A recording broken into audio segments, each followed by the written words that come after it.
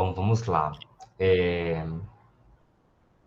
Hoje, no encontro da noite, eu queria retomar um pouco a discussão sobre a percepção do tempo, né? Uhum. E como essa percepção do tempo, ela, de alguma forma, modula ou faz com que a gente lide com a experiência corporal de uma maneira distinta, né? Uhum. E aí, eu não sei, eu queria ouvir um pouquinho como foi para vocês a semana passada, assim.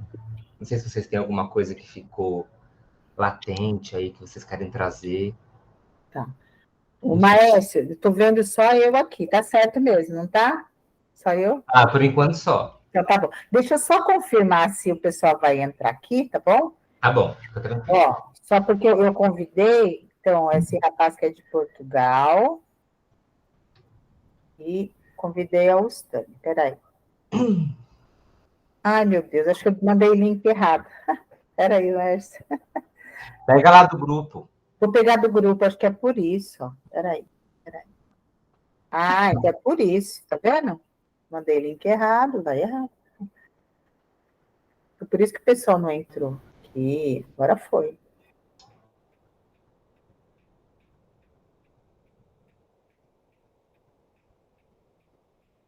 Pronto, a Stani vai aqui.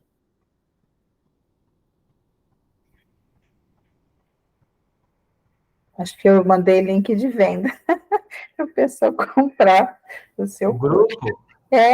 Não, eu mandei para eles, acho que errado. Então tá bom. Pronto, agora já foi o link certo.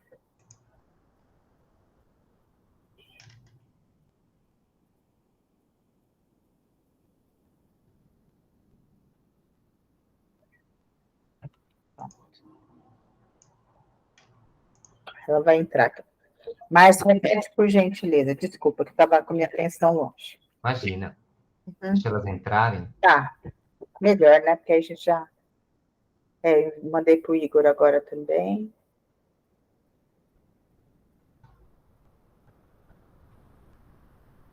Estava com ele agora. E qual condomínio você vai dar aula, Sandra? É no condomínio dessa moça que vai entrar. Olha, Condomínio, peraí, deixa eu lembrar. Vila Verde. Vila Verde. a Tânia. É. E eu acho que já tinha 3 alunos, parece que vai ter mais gente. Oi, Stani. Stani, o Márcio está perguntando lá das aulas que a gente vai fazer. Qual que é o condomínio? É Vila Verde, né? Vila Verde. Boa tarde, Márcio. Boa tarde. Tudo bem? É no Tudo bem. condomínio Vila Verde, aqui em Santo André, onde eu moro. Aqui na Vila Valparaíso. Bacana.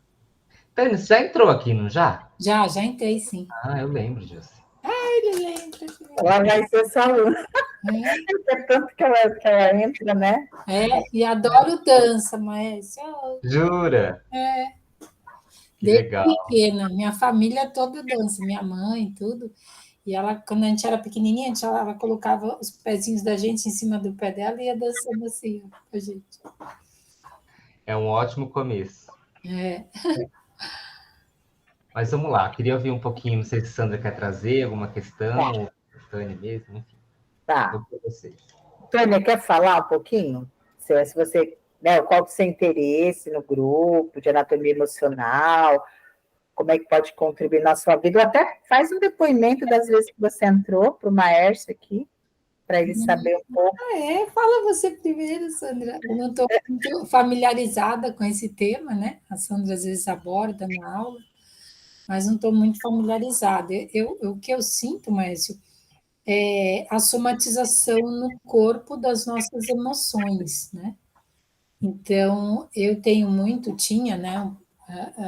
Antes da prática de yoga, eu sentia assim, quando eu tinha um compromisso, alguma coisa assim, dava reflexo no meu estômago assim travava, né? O plexo solar ficava bem tenso, eu não conseguia comer nada, né? Até a apresentação ou a finalização do projeto que eu precisava apresentar no cursinho, na escola. né? Então, e antes disso, ainda mais jovem, eu tinha enjoo, mas eu falava assim, tem que fazer uma apresentação disso, daquilo, tem que ir não sei aonde. Aí já vinha. Então, minha questão é plexo solar. Então, ela foi melhorando com o decorrer do período, porque enjoo era muito ruim. Eu tinha que fazer alguma coisa, já me dava enjoo. Eu falava, não vou, estou com enjoo, eu vou passar mal.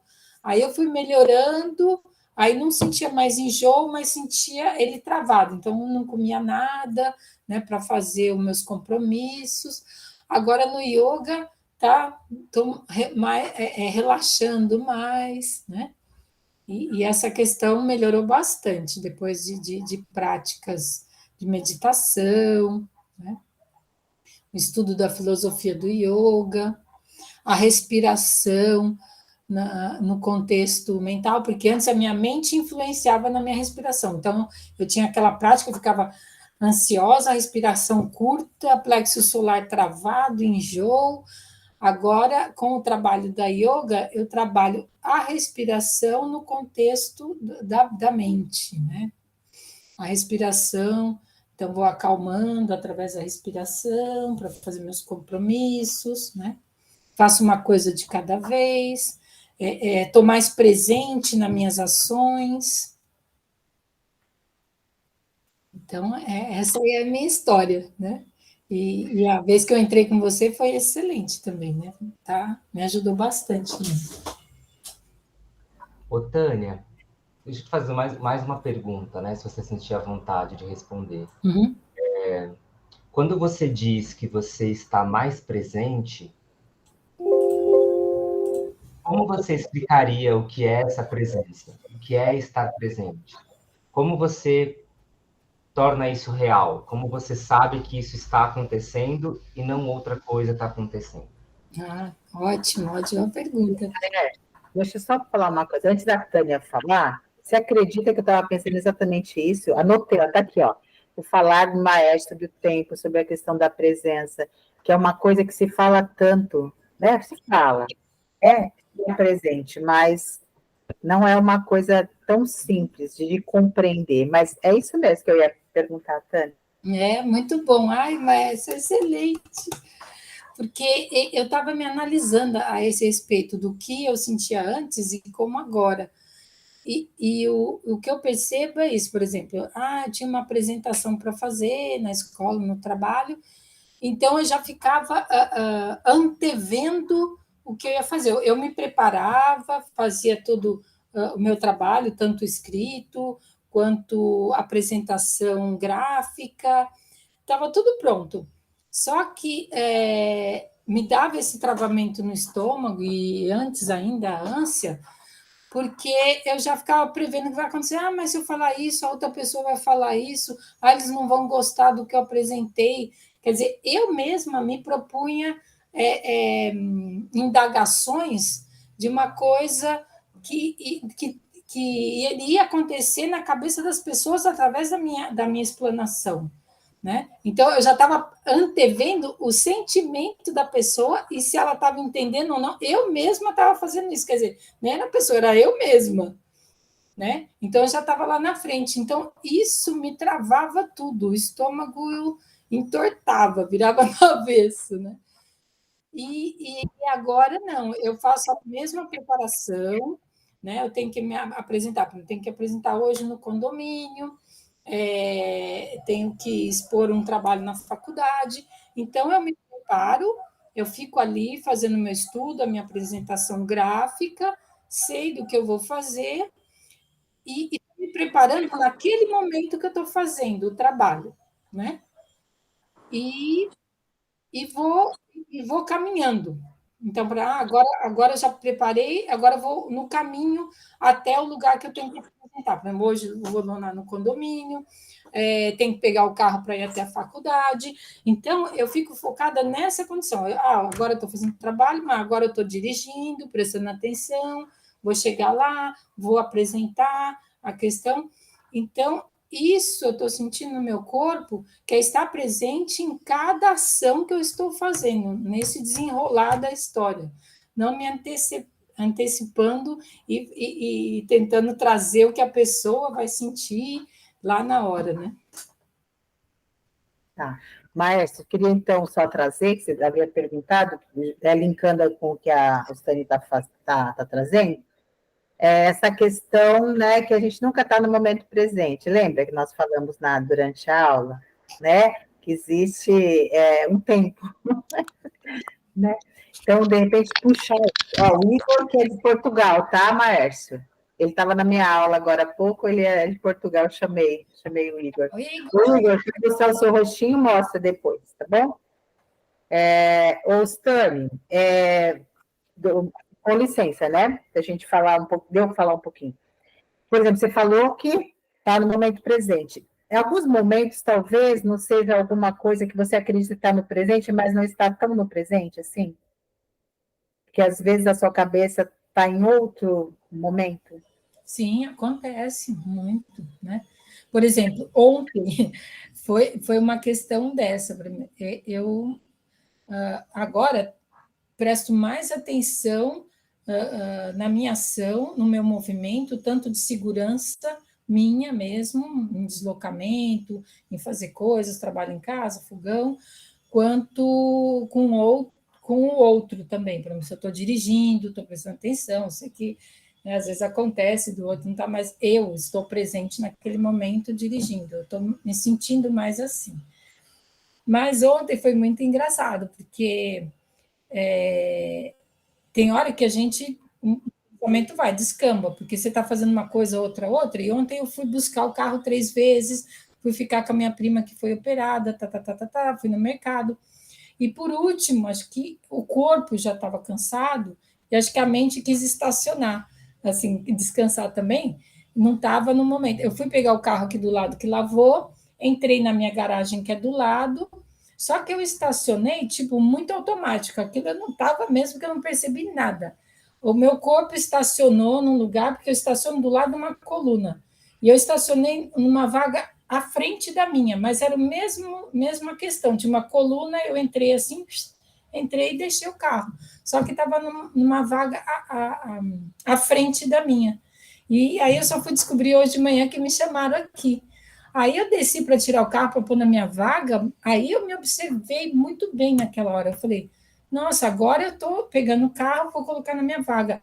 O que eu fiz ontem? Tentei retroceder, aí sim, vai para o passado, mas eu não lembrei de nada, Maestro Sanito, não lembrei de nada que eu fiz quando eu entrei com o carro, que eu entrei na vaga errada. Foi assim, automático, papum, vi ali aquela barreira do carro que eu coloco e fui embora, quer dizer, eu tive um apagão ali, então até eu queria mencionar isso, falei, nossa, eu tive um apagão, não estava no presente, mas não estava pensando assim como eu fico a apresentação antigamente, pensando no que a pessoa vai falar, o que vai fazer, mas eu teve um apagão de mim mesma ali ontem, quando eu estacionei o carro no lugar errado.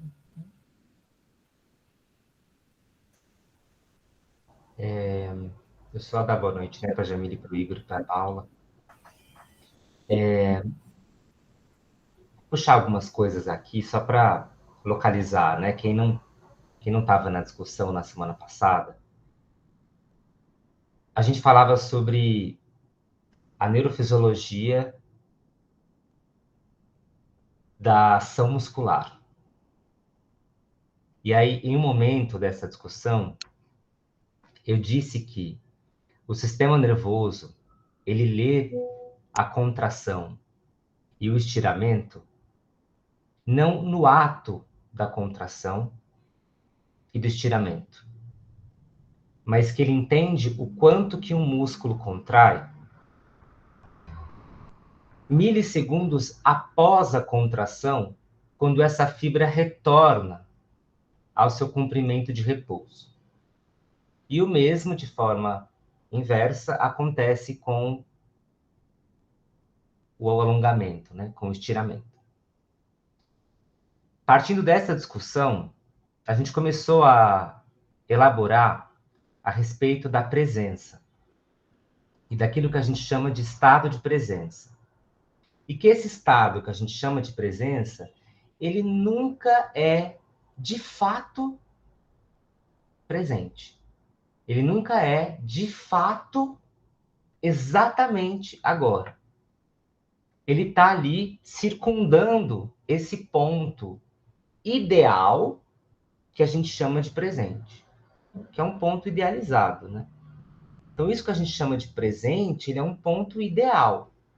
Nos sistemas biológicos, a gente não tem essa experiência do presente nessa forma. Embora a gente possa dizer que a gente se percebe presente ou não se percebe presente. Portanto, a presença, para nós, em específico, é um problema de percepção. É um problema basicamente de percepção. Se é um problema de percepção, a gente sabe que os processos perceptuais ou perceptivos, eles nunca acontecem sozinhos. Eles sempre acontecem dando as mãos para outros processos. Um processo que vai ser muito interessante para essa discussão, para além da percepção, que seria a leitura subjetiva de sensações. Então, sensações, as entradas do mundo em mim, né? Os elementos da fisicalidade que propiciam a leitura do mundo ou a leitura de outras pessoas. Então, a forma como eu leio essas entradas do mundo, a gente chama de percepção. Para além da percepção, para ajudar, na verdade, a percepção, a gente vai ter a atenção. Né? A atenção.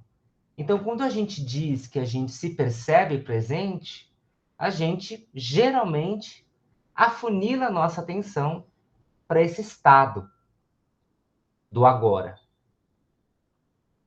A grande questão que ficou suspensa, e é por isso que eu quis trazê-la hoje, é que não necessariamente é um problema, esse distanciamento daquilo que a gente chama de agora. Não necessariamente é um problema. Por que não necessariamente é um problema? Porque em alguns momentos da prática que eu conduzi, eu disse o seguinte: se atente aos pedidos do corpo, veja como é possível atender a esses pedidos, responder a esses pedidos, sem muito racionalizar essa resposta. Quase como se você estivesse um passo atrás das suas ações. Quase como se você estivesse um pequeno passo atrás daquilo que o seu corpo expressa enquanto movimento. Notem, a gente não está perdendo o controle. A gente está, na verdade, refletindo sobre como seria possível uma relação com o corpo que é menos antecipatória ou menos descritiva, uma palavra que eu usei, e mais experiencial. Por quê? A antecipação, as automações não vão desaparecer. Então, quando a Tânia diz, né, que ela teve um apagão, na verdade, se teve uma antecipação muito bem feita. Uma automação muito bem feita, de uma vaga que você já conhecia, que você já entrou algumas vezes, e que não teve nenhum problema para o seu sistema colocar o carro ali sem nenhuma demanda atencional. Aquilo já estava dado. E isso acontece no nosso corpo. Muitas das nossas organizações, das nossas relações, dos nossos comportamentos, eles estão já formados. Eles estão ali já estruturados. Existe uma função ali que nos atende diariamente, seja mais positiva ou menos positiva, mais funcional ou menos funcional. O fato é que elas estão ali. Elas estão ali. E essa experiência pelo movimento, que é guiada por um experimento do próprio corpo e não por uma antecipação do próprio corpo, ela vai, inclusive, acolher aquilo que o corpo tem como automatizado já. Porque isso faz parte do nosso processo de leitura desse momento que a gente chama de agora. Não só daquilo que me compõe, mas de como aquilo que me compõe age. De como aquilo que me compõe se expressa no mundo, em forma de movimento, em forma de organizações diversas, como, por exemplo, sentar, como estou sentado, como eu estou conversando, ou o porquê, ou qual seria um possível porquê, que aí já é um outro estágio muito à frente, que seria o estágio das significações. A gente nem está chegando nesse estágio, a gente só está interessado em um estágio em que eu acolho as formas do corpo. Acolho como o corpo não só se estrutura, mas como ele age. Então, como eu percebo o meu corpo se alinhando sentado, se alinhando em pé, se alinhando deitado, como a minha respiração flui, não como eu controlo a minha respiração, como a minha respiração flui. Ela simplesmente flui e ela vai fluir. E aí eu posso ter, por exemplo, uma descrição desse fluir da respiração, no sentido de dizer assim, por exemplo, minha respiração ela está levemente alta e curta. E isso deve ser porque eu preciso entregar um projeto amanhã, uma situação hipotética. Ou porque eu tive uma desavença familiar. Eu estou descrevendo aqui, né? Eu estou descrevendo, eu estou dando uma certa significação para essa forma de ação da minha respiração. Nós não chegamos nesse estágio ainda. É um passo anterior. É um passo anterior. É o passo só do acolhimento. É o passo só do... Olha, minha respiração está curta. Deixa ela. Deixa ela curta. Vamos ver o que mais meu corpo me mostra. Deixa ela um pouquinho curta. E aí, daqui a pouco, eu posso perceber que essa respiração curta, ela se relaciona com umas costelas que não se expandem. E essa pequena expansão das costelas que se mostra, ela vai me evocar, talvez, que as minhas vértebras torácicas e as minhas vértebras cervicais, elas estão rígidas. E que isso pode me lembrar uma possível resposta do meu corpo em uma determinada situação. Mas todos esses passos seguintes partiram de um passo primordial, que é o passo do acolhimento. E não necessariamente é o passo do agora estrito. É o passo de um presente, de um agora, que ele é... Existe um range, né? Um limite inferior e superior desse agora. E aí eu lembro que uma das alunas do curso de dança e neurociência, da turma da Paula, inclusive, a Virgínia, trouxe a pergunta, né? O que é a presença?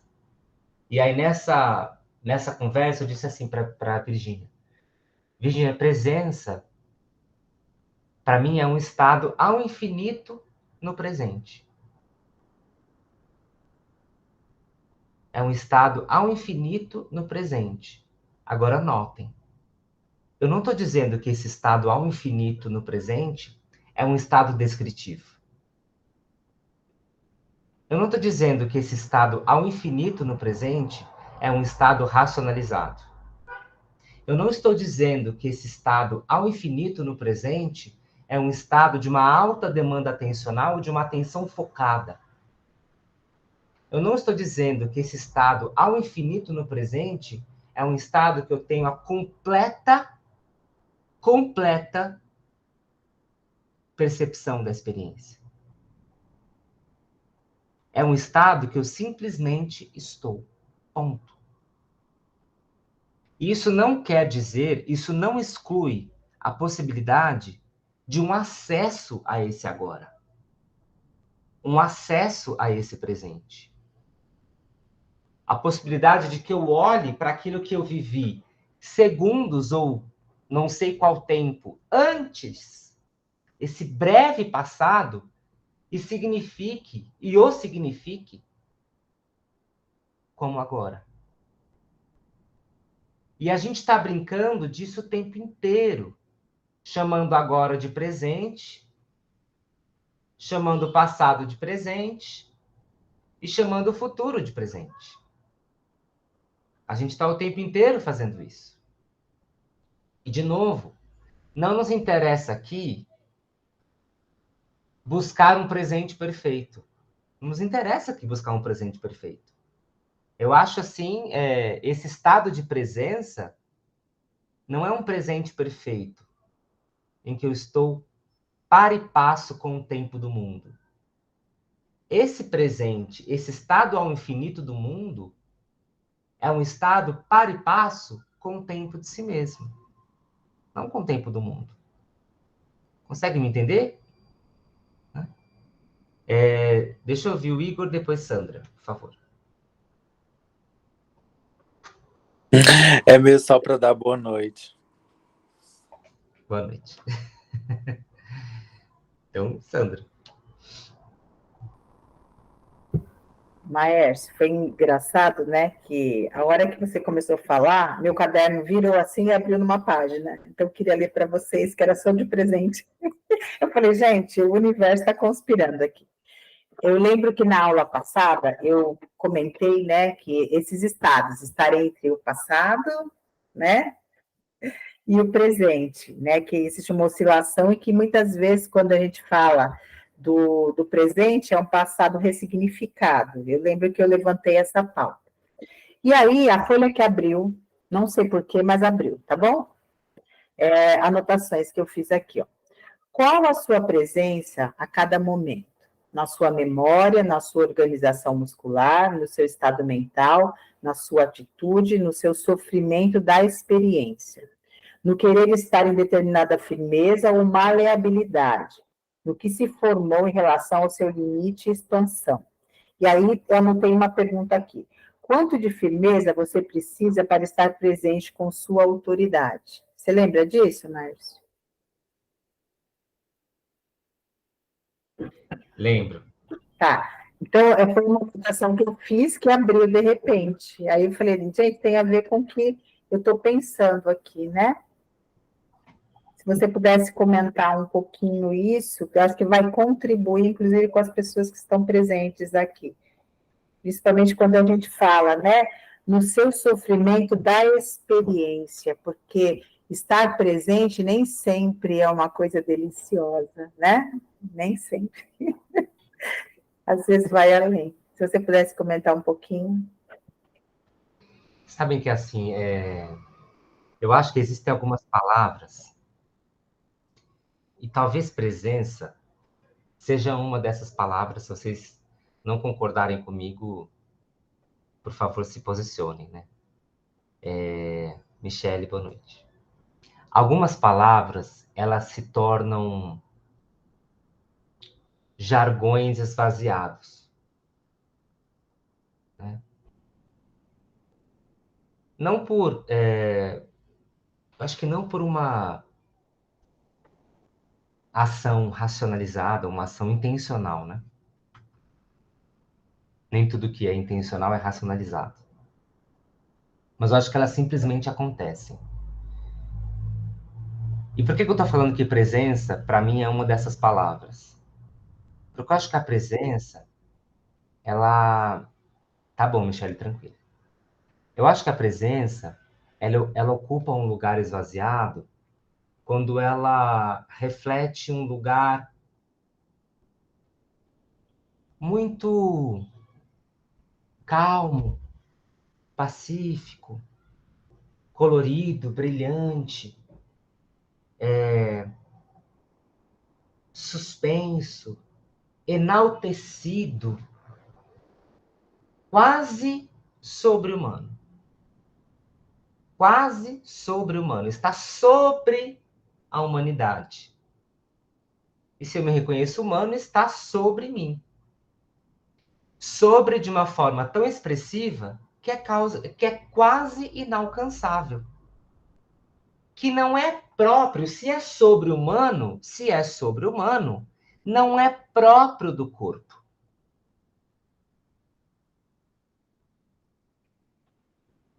Outras palavras a gente poderia pensar que estão nesse lugar. E aí, uma coisa que eu tenho batido muito na tecla é que as práticas somáticas, elas não revelam só estados de bem-estar. Elas revelam conflitos. Porque se eu estou dizendo que a leitura de si mesmo, ela vai se dar a partir e através do corpo, o que vai se abrir não são só flores e pombas brancas voando.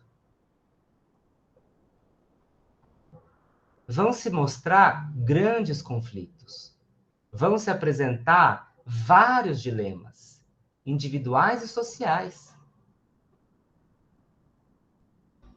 E é isso que a gente também vai ter que aprender a lidar. Porque senão a gente cai numa cilada, que para mim é uma cilada, que é a compreensão de que um estado de evolução pessoal, ou um processo de evolução pessoal, que é o conceito que o Kahneman adota em uma das suas falas, ele diz que esse processo formativo é um processo de evolução pessoal. Esse processo de evolução pessoal, ele não está marcado somente de experiências de uma valência positiva. Ele está marcado de diversos desagrados, de diversas situações imensamente conflituosas. E são situações que me parece que as práticas corporais, por muitas vezes, tentam dar uma maquiada. Não generalizando, mas assim, na verdade, deixa eu reformular a minha fala. Não são as práticas corporais, mas são algumas pessoas que se utilizam das práticas corporais para tal fim. E que acabam disseminando. Por que isso acaba disseminando? Por que essa visão se fortalece? Ora, é o que a gente busca enquanto ser humano. A gente busca experiência de valência positiva. Isso é natural para nós. Agora, essa busca, ela também pode ser abastecida por um estado, e aí eu acho que é um estado de maturidade, de acolhimento daquilo que me desagrada, de acolhimento daquilo que me é conflituoso, porque isso também me compõe. Então não é que eu vou propor uma prática de desagrados, né? Então assim, venham fazer uma aula comigo, vai ser 3 horas de mal-estar, né? É práticas de mal-estar com o Aércio Maia. Será que as pessoas vão vir? Difícil. Difícil.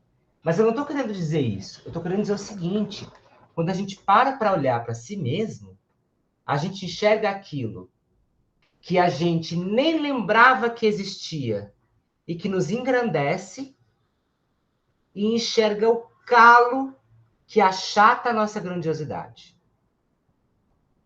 E eu vou olhar para as duas coisas. Eu vou experimentar as duas coisas. Eu vou suar nos dois lados. E eu vou ressignificar, reformar os dois lados. Porque não seria esse o tal processo no tempo que o Kahneman diz? Ele não diz que o corpo é um contínuo estado, um contínuo somato emocional e um processo no tempo? É o tempo do agora estrito? Não é o tempo do agora estrito. Não é o tempo do agora estrito. Lá no Realidade, eu tô até com ele aqui que eu separei. Lá no Realidade Somática, ele diz assim, ó. Na transição de um corpo para outro, surgem as crises. Os momentos de estresse que revelam ou configuram problemas. A maioria de nós não sabe como ajudar esses desdobramentos a se tornarem um novo self. Tendemos a acreditar que nossa maturidade é mais um estado de espírito que um estado de corpo. E não sabemos como ajudar o organismo a maturar.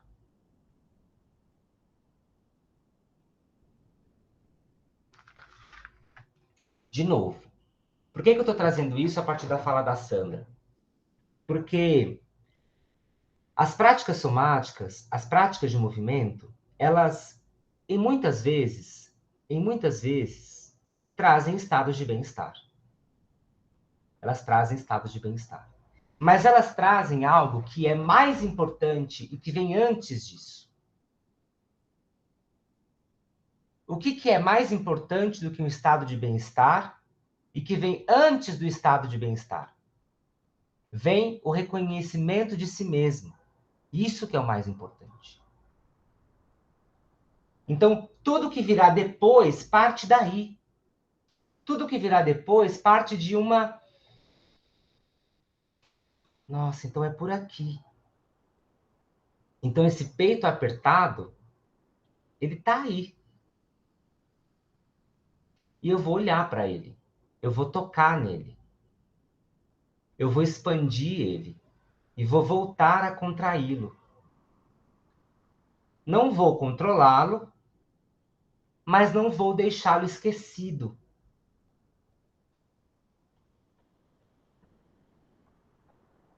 Então, as minhas valências positivas e negativas, os meus anjos e demônios, começam a dançar juntos. Entendem? Começam a dançar juntos. E a gente para, de uma vez por todas. Vocês percebem o meu incômodo, né? A gente para, de uma vez por todas, de cair nessa cilada de acreditar que prática de movimento é uma prática sobre-humana. Ou que esse estado é um estado de pessoas muito iluminadas. Que inclusive não sou eu, né? Que inclusive não sou eu. Quando não. Esse estado é um estado humanizado. Se ele é humanizado, ele é um estado do corpo. E quando você olha para o corpo, você vai ver brilho, e você vai ver cicatriz. E você também vai ver marcas, outras marcas.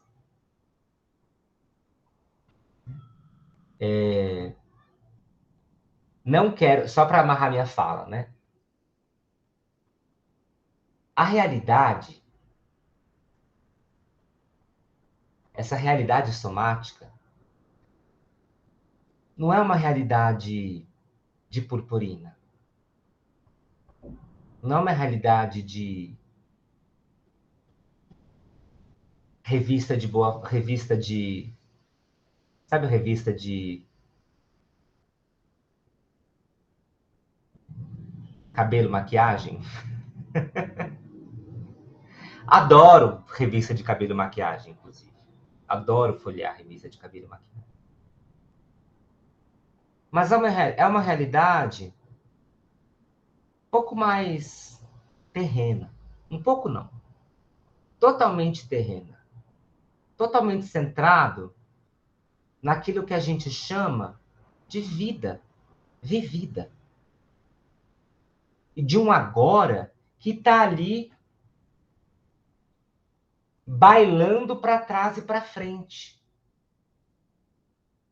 Quando que a gente tem um problema? Um possível problema? Quando esse bailado está muito no passado. Ou quando esse bailado está muito no presente. Mas não é que ele está ali transicionando. Ele está deslocado inteiramente. deslocado inteiramente. Não é um entendimento de corpo do senso comum. É um entendimento do corpo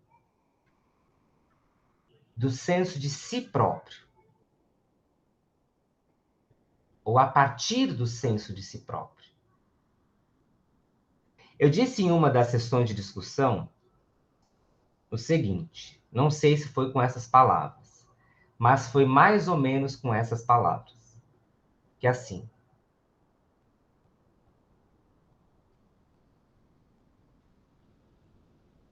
Deixa eu lembrar aqui, tá? Que eu tô lembrando.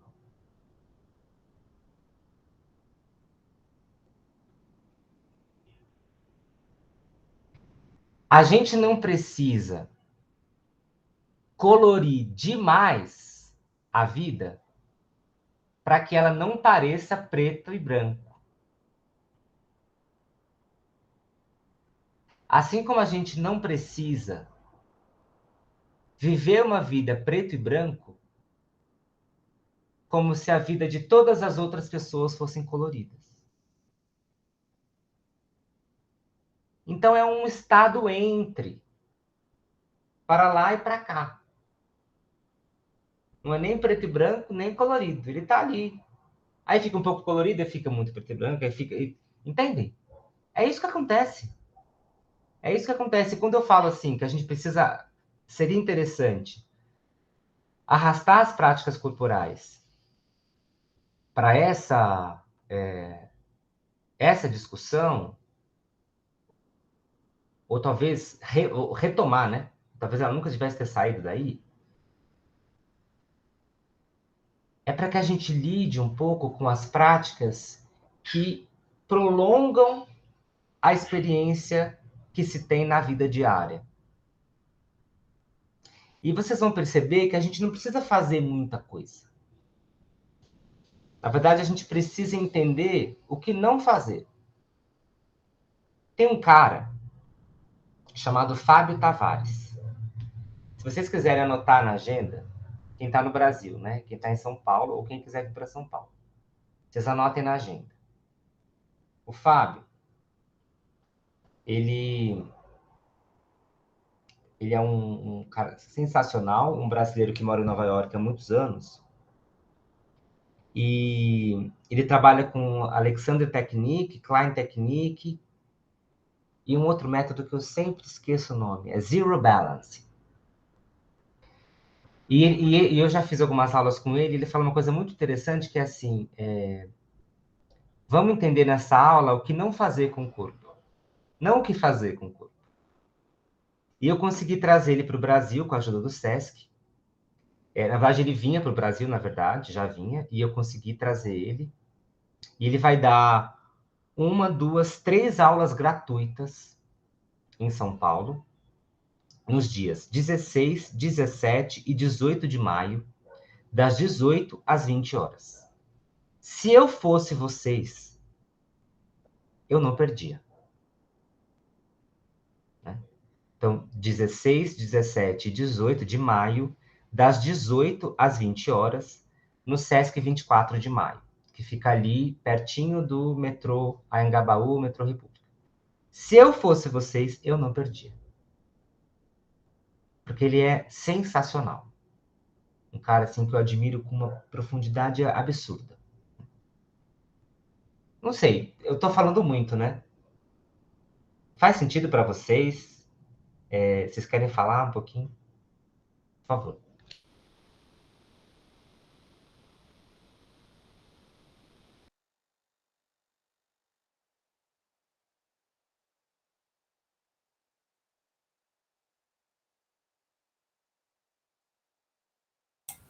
Isso, ele vai estar no SESC 24 de maio, ali no centro, né? Do dia 16 a 19, 16, 17, 18 e 19. Não, é 16, 17 e 18. Ah, 16, 17, 18. Das 18 às 20. Ah, tá. Os 3 dias seguidos, né? E acho que tem que Isso. fazer inscrição, porque então vai, né? Notar. Então, não sei, mas eu suspeito que é só chegar. Suspeito, não é certeza. Porque lá no 24, você entra, logo que você entra assim, é um saguão bem grande embaixo, então vai chegando. É. Eu tento chegar antes, né? Mas E legal, olha que legal, Sandra. boa discussão. O corpo lendo a alma lendo o corpo, né? Uhum. Mas se você viu a Alma Imoral, não chegou a ver. Eu lembrei de você. Assim, você pode olhar que tem muitos movimentos que intercalam o documentário, né? E é bem interessante quando a gente fala sobre esse processo aí, sabe? Da tradição e também, né, da transgressão, né, que envolve o corpo. É bem, bem bacana. É mais ou menos isso. Em alguma medida, acho que a gente sempre. Assim, bom, antes de eu comentar outra coisa, isso que eu disse para vocês faz sentido em relação às práticas corporais revelarem incômodos? Né? Ou essas coisas que você. A própria meditação revela incômodos. Sim. Mas posso fazer um comentário? Sim? Pode? Ó, então assim, eu conheço yoga desde os 15 anos de idade. Foi a primeira vez, eu tenho quase 60. Primeira vez que me foi apresentado. E eu vejo essa coisa da mídia, né? O pessoal colocando ali o yoga que resolve todos os problemas, que o yoga é para ficar calminho, quietinho, e etc, etc. E, na realidade, muitas vezes ele vem para um incômodo, né? As pessoas querem se distanciar dessa realidade. E esse yoga que o pessoal vende aqui no Brasil, ele não é real, a Namastelândia. Eu brinco assim, sem ofender, mas não é isso, tá bom? Quando a gente fala desse processo, não é para curador de cabeça, dor nas costas, funciona. Se a gente pensar de forma secundária, funciona, né? Porque você movimenta o corpo, a mente, etc. Mas é um processo de autorreconhecimento. Então, uma coisa que eu sempre dou como exemplo, né, dos soldados de Hitler que faziam yoga, né, assim, não era para ser bonzinho, então é um processo bem diferente, e muitas vezes ele causa incômodo. Aí eu vou dar só um exemplo rápido. Eu tenho alunas, né, que fazem yoga há muito tempo, e um dia eu fui fazer uma aula, eu falei, vou fazer uma aula mais leve. O fato de fazer uma aula mais leve, nas pessoas que querem performance, e não é performance, né? Nem colocar o pé atrás da cabeça, isso causou incômodo, sabe?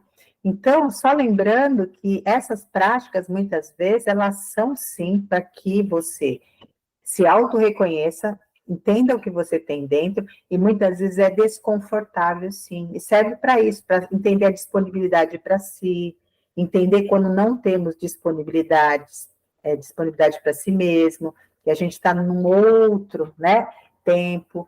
Então, eu entendo quando você fala isso, sabe? Desse incômodo necessário num processo de transição entre o passado, presente, é necessário, porque se tudo fosse flor na Mastelândia, é um personagem, sabe? Essa coisa da voz calma, sou professor de yoga, então sou calmo, sem nenhum problema. Pelo contrário, nós que somos professores de yoga, provavelmente nós somos problemáticos, se nós não estaríamos buscando tanto, tá? Acredito que é isso.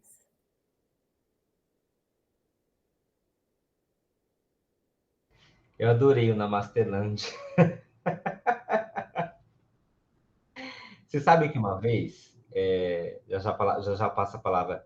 Não, deixa eu ver a Jamile e depois eu falo. Jamile, por favor. Oi, gente, estou com o som, com a câmera ligada, mas vou falar, desligada, mas vou falar mesmo assim, é bem rápido.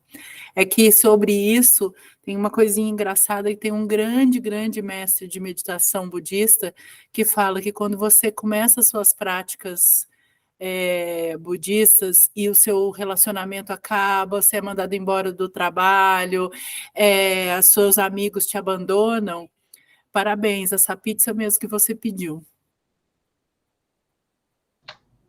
Eu acho que. E assim, parece que estão acabando com a sua vida, né? Não sei, né? Acho que cada pessoa. Jogar uma vaquinha, né? Vocês conhecem a história da vaquinha, mas não vou contar agora. Vocês conhecem? Qual é a história da vaquinha? Eu vou contar bem rápido, que não dá tempo, né? É a história de um monge que caminhava, né, com uma pessoa que o acompanhava, como se fosse um aprendiz, e ele chegou numa casa uma vez, porque estava anoitecendo, é um lugar descampado, só tinha aquela casinha. Então, ofereceram ali pousada, ele ficou lá, se alimentou, dormiu, e como ele era um monge que andava pelas estradas, no outro dia ele seguiu o caminho. E no caminho ele viu uma vaquinha, e a casa era muito humilde, não tinha nada, não tinha uma plantação, não tinha nada. A única coisa que aquelas pessoas tinham naquela casa era uma vaquinha, sabe? E aí o mestre, ele fez o seguinte, ele jogou a vaquinha, né, no barranco abaixo, acabou com a vaquinha. O aprendiz falou, nossa, por que você está fazendo isso, né? Você é o exemplo de bondade. Ele falou, espera que você vai entender. Depois de uns 20 anos, ele voltou naquela mesma região e a casa, nossa, a casa tinha se transformado, tinha plantações, sabe? Tinham novas criações. Então, muitas vezes, a gente precisa, enquanto professor, né, como ser humano, jogar a vaquinha barranco abaixo, senão a gente se agarra, né, na Mastelândia, entendeu? Essa é a história. Nossa, adorei. Adorei. Eu lembrei de uma outra história, pra gente encerrar, que vai ao encontro desse universo aqui. Que me chamaram, uma escola me chamou para dar aula de técnica clássica para a equipe docente dessa escola. Então, era uma escola que tinha ali 7, 8 profissionais de técnica clássica, de dança clássica, e queria uma aula só para professores e professoras.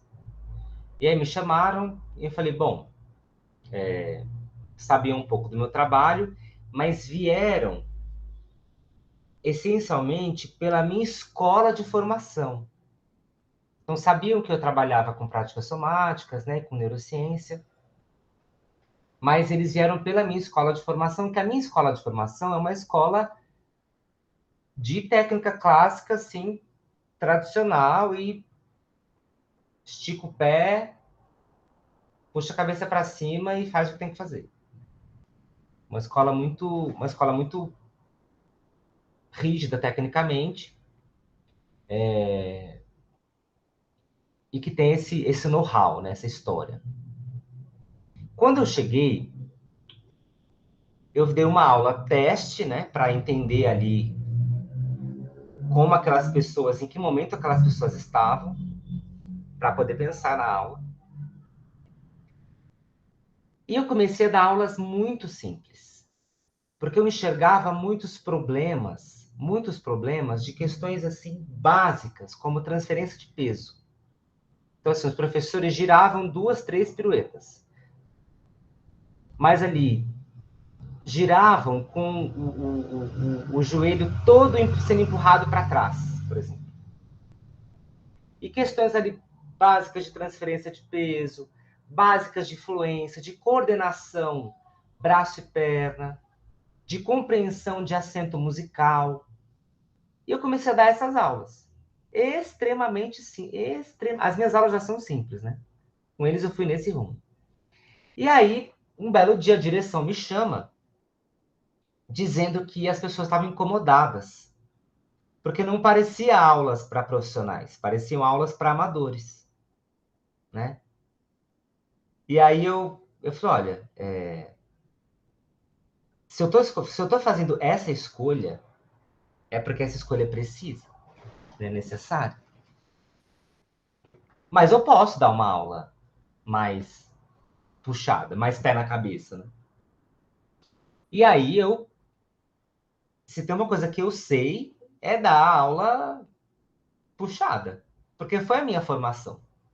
Minha formação foi nesse lugar de um excesso de requisição sobre o corpo. E aqui o que aconteceu? Eles não deram conta. Eles não deram conta. Eles não deram conta. Eu tive uma professora, hoje eu acho que ela tá em Paris. Ela estava na Coreia, agora está em Paris. Ela é examinadora da Royal. E essa professora, ela fazia, assim, as coisas mais mirabolantes que vocês possam imaginar, né? E muitas dessas mirabolâncias eu aprendi com ela.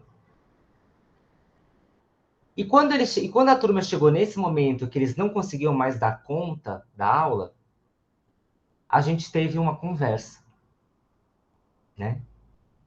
E essa conversa foi justamente para tentar entender qual era o meu objetivo com aquela aula tão simples, que eu não estava olhando para aquelas pessoas e desfazendo da história ou da formação, mas que haviam ali buracos da simplicidade que poderiam fazer a diferença nas mirabolâncias. Foi uma conversa super tranquila e numa escuta profunda, e eu fiquei 2 anos com essa turma. E aí, essa progressão da dificuldade foi acontecendo pouco a pouco, e foi um resultado tão lindo, tão lindo, tão lindo, tão lindo, tão lindo. Até hoje eles falam comigo, assim. Por que eu estou contando essa história? Porque todo esse resultado partiu desse reconhecimento de uma relação humanizada com o corpo, com a técnica. E que revelou vários incômodos. Que revelou uma relação consigo próprio que era assim: será que ele não confia que eu sou profissional? E que eu preciso de uma aula mais pé na cabeça? Enfim, eu acho que são aquela velha história de dar alguns passos atrás para dar poucos à frente, né? E aí, até que você possa dar menos passos atrás para dar mais à frente. E aí, quem sabe um dia você possa dar pouquíssimos passos atrás e muitos à frente. Mas esse ir e vir faz parte do nosso processo humano daquilo que o Kellerman chama de evolução pessoal.